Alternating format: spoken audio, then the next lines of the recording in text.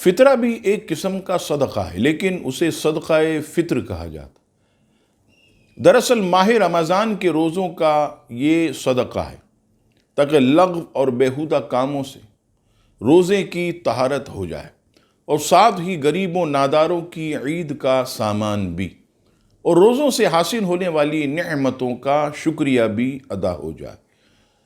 امام ابن خزیمہ اپنی صحیح میں حدیث پاک نقل فرماتے، حدیث نمبر 397، رسول اللہ صلی اللہ تعالیٰ علیہ وسلم نے ارشاد فرمایا کہ یہ آیت صدقہ فطر کے بارے میں نازل ہوئی۔ قد افلح من تزکا وذکر اسم ربہ فصلی، بے شک مراد کو پہنچا جو ستھرا ہوا اور اپنے رب کا نام لے کر نماز پڑھ۔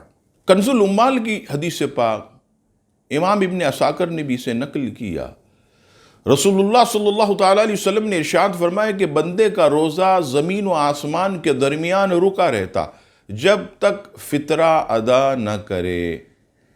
صدقہ فطر ہر مسلمان مرد و عورت آزاد مالی کے نصاب پر واجب ہے۔ اس میں عاقل اور بالغ ہونا یہ شرط نہیں ہے، بلکہ اگر کوئی نابالغ بھی ہے تو وہ صدقہ فطر جو ہے وہ ادا کرے گا۔